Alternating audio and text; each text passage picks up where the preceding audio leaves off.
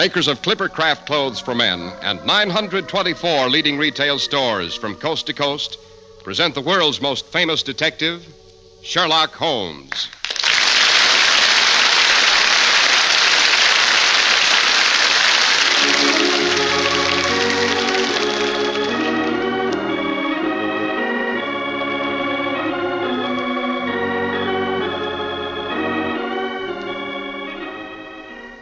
Our stories are based upon the character of Sherlock Holmes, created by Sir Arthur Conan Doyle, and the dramatizations are by Edith Meiser.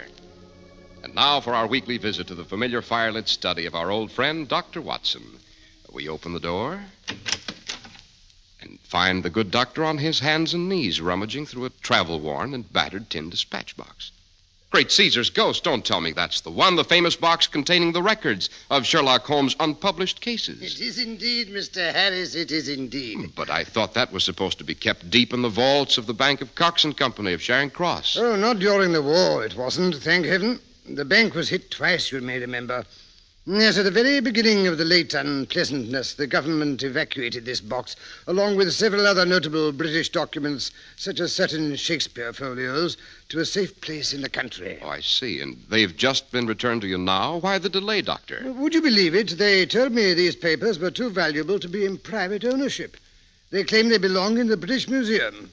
I told them they could put these records in the British Museum when Holmes is safely buried in Westminster Abbey. A great many years from now, let's hope. Amen. Well, now, yes, I've been going over these files to see if I couldn't find our subject for tonight's story. Yes, I think I can do no better than relate this one. The one to which Holmes invariably referred as the affair of the politician, the Lighthouse, and the trained Cormorant. But good heavens, where are my manners? Here you are, panting to say a few well-chosen words on behalf of those very generous gentlemen, our sponsors. Go ahead, Mr. Harris, go ahead. With pleasure, Dr. Watson. And my story today is very simple, but very important. It's a tale of the greatest values in clothes the American public has ever seen. Values that have rhyme and reason behind them, that are the result of a carefully laid out plan. Manufacturing ingenuity and a really great distribution idea make it possible for you to buy superlatively fine Clippercraft clothes at astonishingly low prices. Yes, and right in your own local independent store where friendly attention is traditionally yours. Through the Clippercraft plan, 924 leading stores across America have concentrated their buying power, bringing you tremendous savings in manufacturing and distribution costs. Take a look at Clippercraft's expensive-looking suits at only $35 and $40, with a few deluxe models at $43.75. And Clippercraft top coats and overcoats, too, at only $30 to $40. And sport jackets at only $24. You don't have to be a Sherlock Holmes to solve your clothes problem this fall. Simply compare Clippercraft with clothes selling for many dollars more.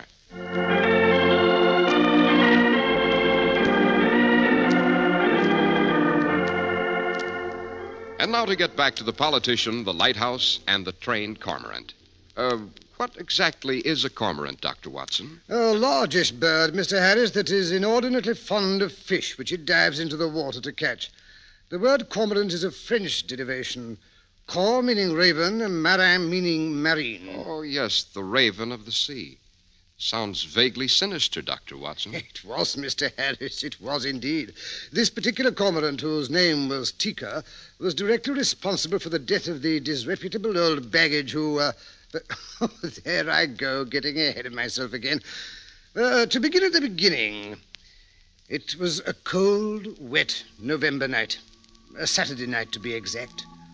Holmes, overcome with the restless energy which sometimes burned inside him like a seething volcano, had insisted on a visit to the Port of London, the Chinese section of it that is so often referred to in tones of awe and terror as Limehouse. We had just turned off West India Dock Road. Against the sky rose Limehouse Church, the one thing of beauty in a sordid landscape. Yellow and brown men pattered by on slippered feet. Strange voices, whispering in strange tongues, crept out of dark corners. The air was heavy with the stench of betel nuts, shandu, and fried fish. A clinging mist crept in off the river. In the channel, a foghorn wailed like a lost soul. Holmes, what's the point of all this meandering? First up one dilapidated alley, then down the next. I'm frozen to the bone. Let's get home before someone slits our throats from behind. A nice trick if it can be done, Watson.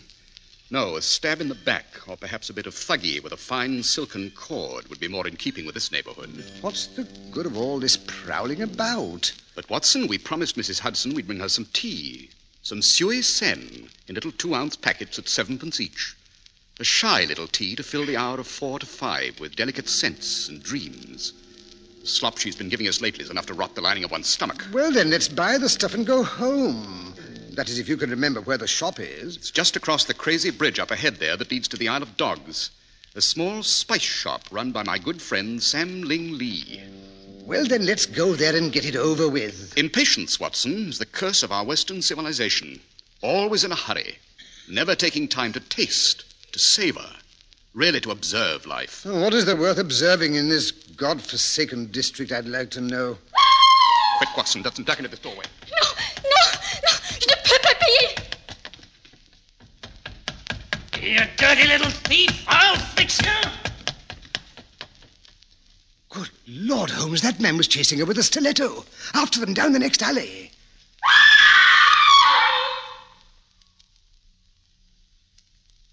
Too late, Watson. Great Scott, Holmes. Aren't you going to do something? What is there to do, Watson? That poor, tortured soul. She's better off dead. Holmes, you are a cold-blooded fish. At least we could try to catch the man who stabbed her. That is a job for the official police. We must leave something for them to do, you know. Incidents like this occur every day in Limehouse.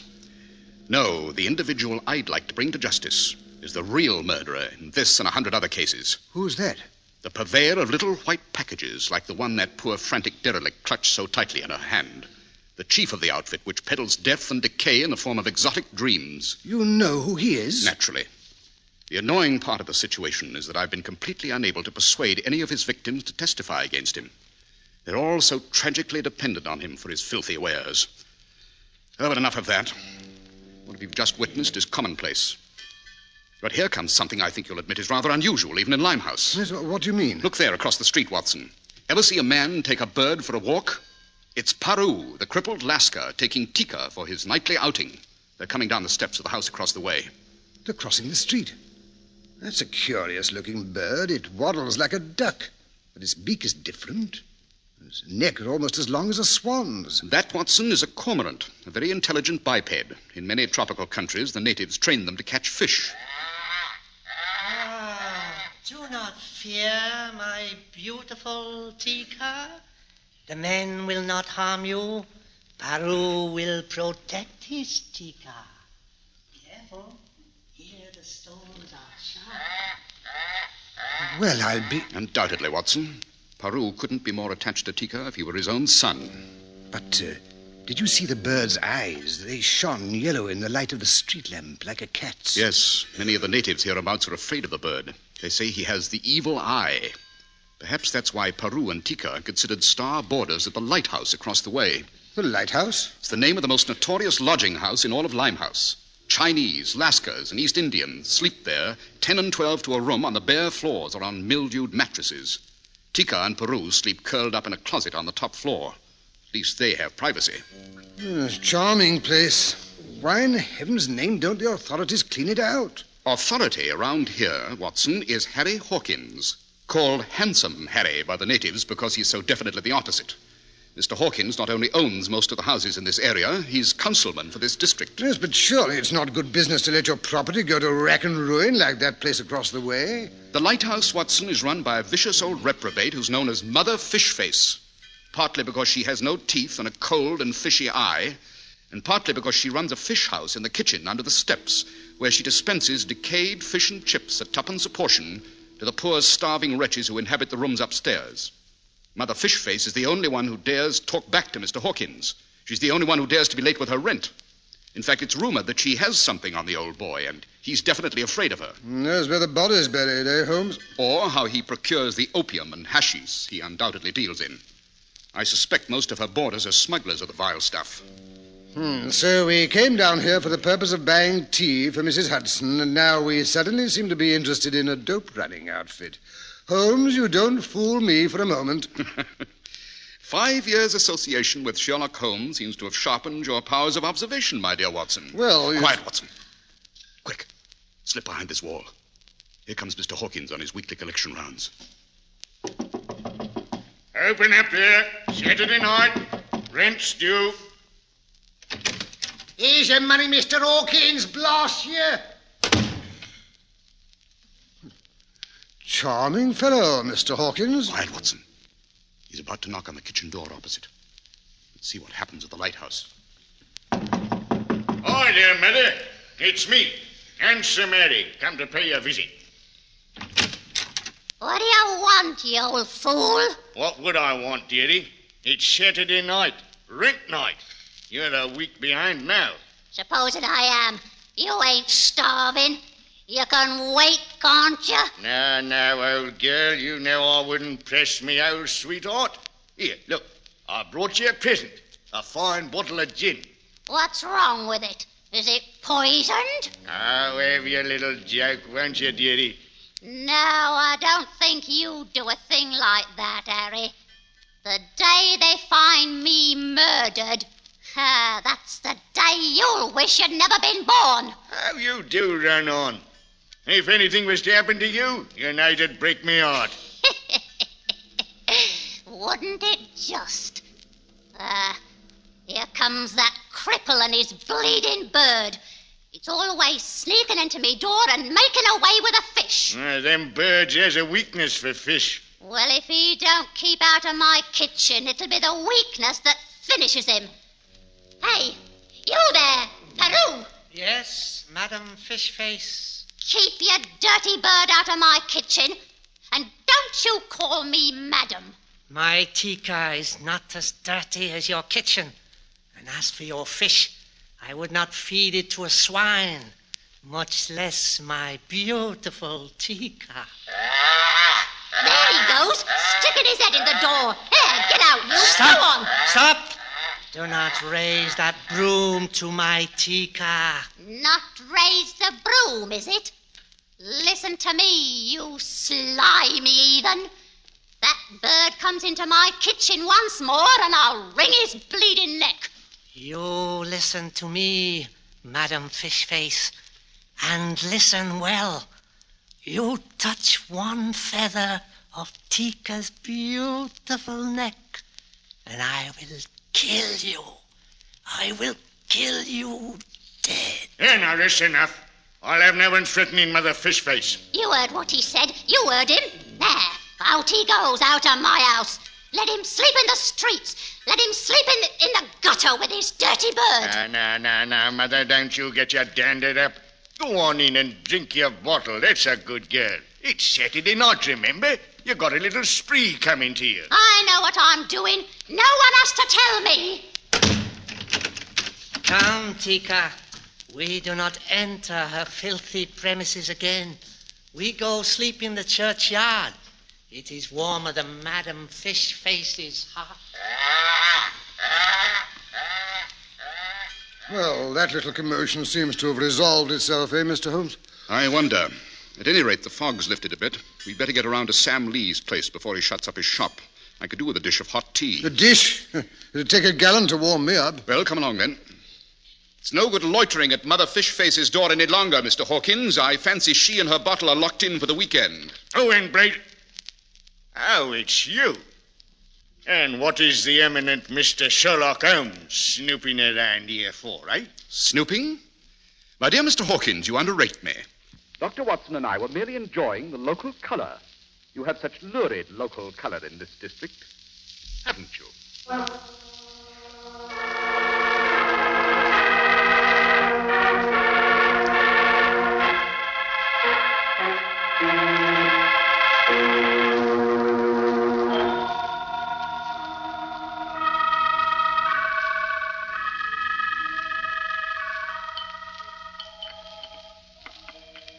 Delicious.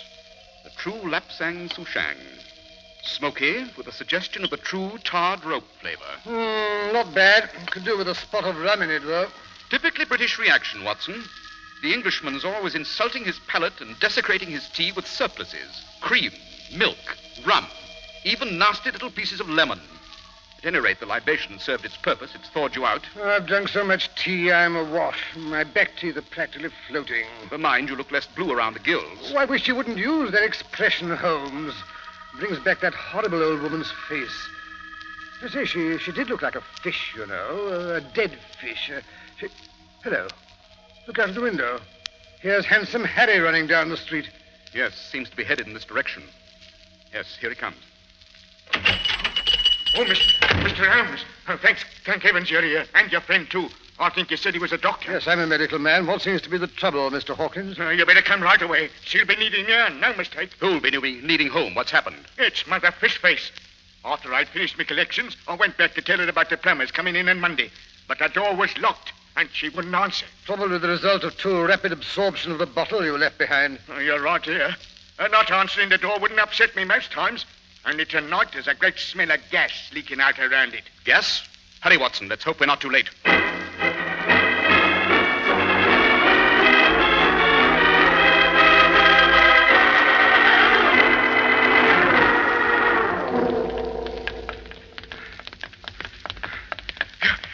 Here we are.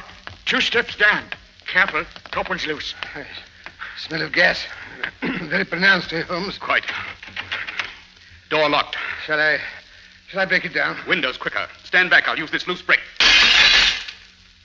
Phew, what a stench. Stale fish and gas. Give it a chance to clear for a moment. I say, there she is, Holmes. You can see her lying there behind the table. But what's that draped across her leg like a snake? It's not a snake, Watson. It's Tika's neck. The bird is doubtless lying beside her, hidden by the body. Tika! Come on, over the sill we go. Tika! Did someone see Tika? I look everywhere for him. I am asleep on a grave, and Tika sits on the tombstone. When I wake up, he's gone. He's in there, Paru. I'm afraid we've come too late. Tika! My beautiful Tika! She has destroyed him. All right, come in, all of you. I kill her. I slit her throat. Paru, put away that knife.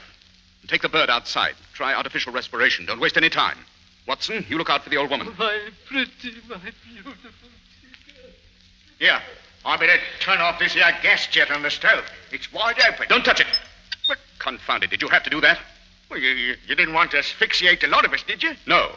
But I did want to examine that handle for fingerprints.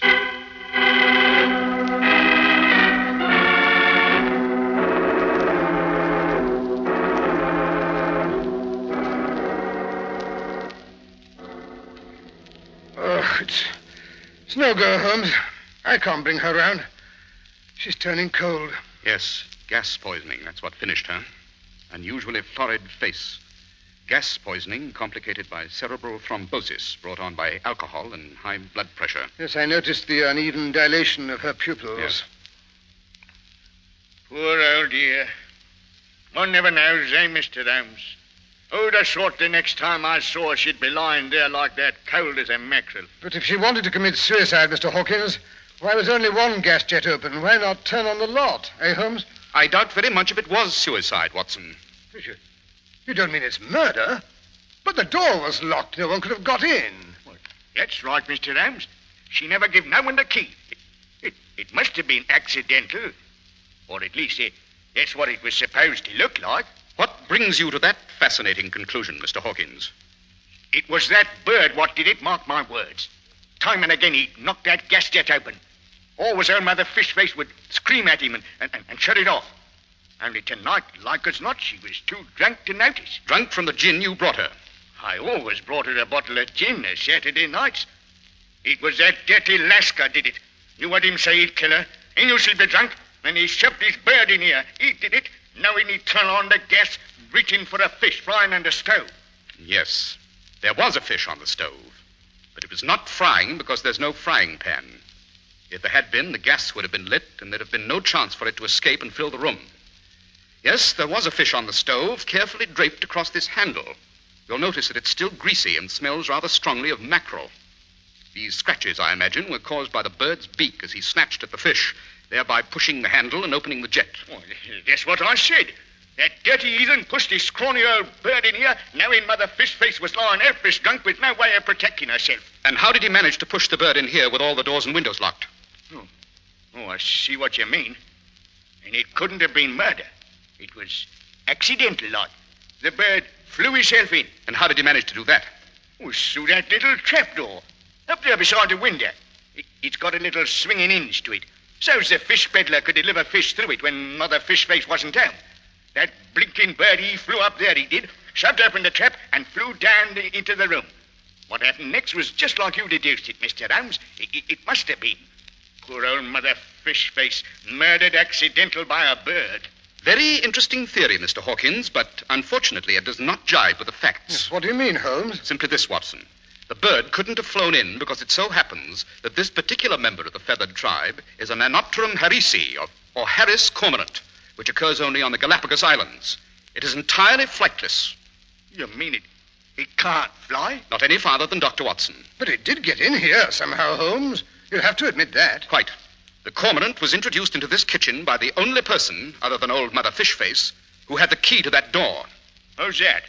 You, Mr. Hawkins, the landlord. Rubbish. Well, why should I be wanting to kill the old girl? She was my best tenant. You killed her because you suspected she was going to split to the port authorities. You got wind of the fact they'd sent me down here to get her story. You can't prove it. You can't prove a blasted thing. Supposing you have got my fingerprints in that gas jet. Dr. Watson here is witness to the fact that he saw me turn it off. Is that so, Holmes? Yeah, but you'll not find my fingerprints in the lock or in the doorknob, neither. I wondered why they were wiped clean. You were here earlier this evening. Your fingerprints should have been on the doorknob. Well, they ain't now. You can't convict me on that. What about the odor of fish that clings to your hands? Too bad you chose mackerel to lure Tika. Such a smelly fish. Furthermore, the notes on the papers which Watson discovered inside the woman's bodice But Holmes, will convict you of conducting a despicable and entirely illegal trade in opium and other... Why, Mr. Hawkins, where are you going? Oh, I'm getting out. They won't get me. Now that the tech's going to lay his hands on me. Holmes, why didn't you stop him? He'll be stopped, never fear. The authorities have had the place surrounded ever since we left the tea house. Sam Lee is my go-between. Or didn't you guess? You know dashed well I didn't. Furthermore, I don't know what you're talking about when you mention the papers I found in Mother Fishface's bodice. There weren't any papers. I know, Watson. Bluff. Pure bluff. The important thing is Hawkins thinks we've found those papers. It's remarkable how talkative the average criminal becomes once he thinks the jig's up. The port authorities should have no trouble in finding out all they want to know. Yes, at last, the chief of this dope-smuggling ring and the cause of untold human misery will be safely behind bars. Sir Holmes, did you hear that? Yes, it's Tika. I thought Paru might be able to bring him round. You see, he didn't have as much alcohol in his system as Mother Fishface. Let that be a lesson to you, Watson. You go to blazes.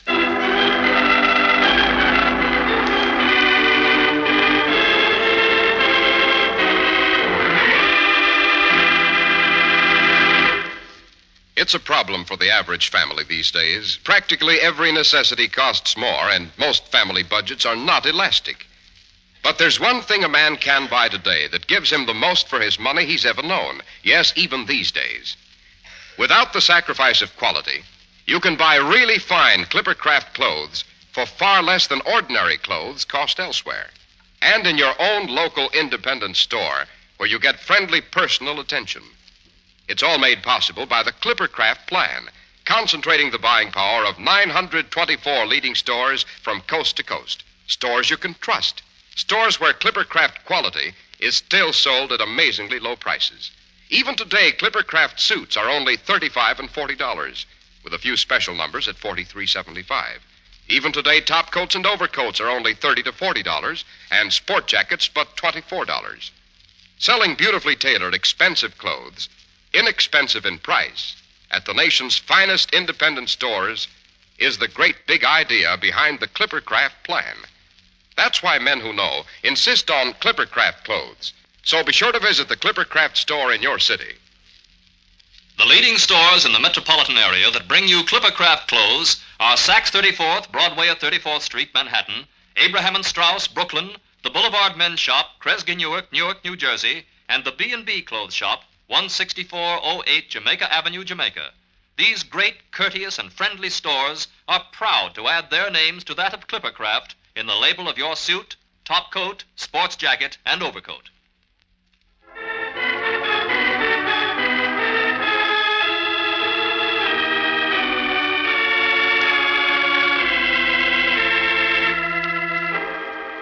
And now, Dr. Watson, did they succeed in convicting the handsome Mr. Harry Hawkins? They did indeed, Mr. Harris. They did indeed. Mr. Hawkins spilled the beans, as you say, with very little persuasion. As a matter of fact, Mother Fishface did have quite a few incriminating records tucked away carefully, which we subsequently found. Hidden in an old teapot or the family flour barrel, no doubt. Hidden away in a vault in the bank in Threadneedle Street, together with a very handsome collection of English banknotes. Thrifty old gal. Who inherited the money, Doctor? Holmes saw to it that the money went to the Limehouse mission for stranded seamen. He also arranged for Peru to spend his declining years there. He even managed to wangle a permission for him to keep Tika perched on the foot of his bed. I guess there's nothing that can't be done if Sherlock Holmes sets his mind to it. I agree, Mr. Harris. Of course, I wouldn't want Holmes to know about it. When did Holmes first suspect that Hawkins had murdered old Mother Fishface, Doctor? Oh, he was pretty sure of it, Mr. Harris, when he realized Hawkins had run for a doctor without first stopping to break a window or turn off the gas. In other words, Hawkins was taking no chances the old girl might come to. That's about the size of it. And now I wonder if you'd like to give us an idea about what we can look forward to next week, Dr. Watson. Well, now, let me see. I think that next week I'll tell you how witchcraft suddenly came to life again in the west of England, and how the investigation of a fairy ring in the grass and a weather-beaten broomstick covered with medieval recipe for flying ointment led Holmes to one of the most diabolical criminals he ever encountered. I call it the laughing lemur of Hightower Heath. Sounds appropriate for what is practically Halloween. Why do you think I chose it, Mr. Harris? Why do you think I chose it?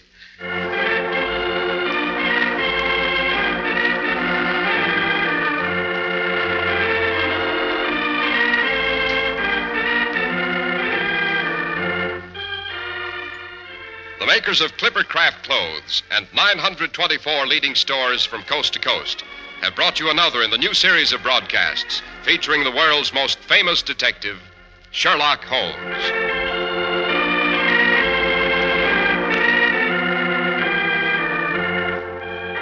Sherlock Holmes is produced and directed by Basil Lochran, with special music by Albert Berman. Holmes is played by John Stanley, Dr. Watson by Alfred Shirley.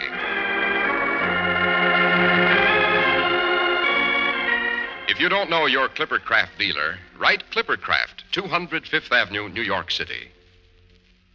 Your National Guard is destined to play a more important part than ever before in America's security plans. The National Guard offers young men regular Army pay and training without interference with their normal civilian life.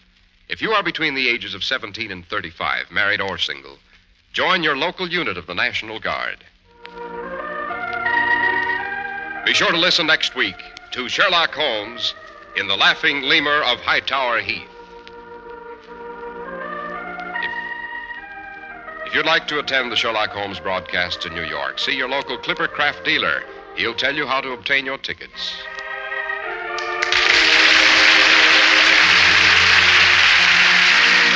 This is Cy Harris speaking for Clippercraft Clothes. This is the Mutual Broadcasting Service.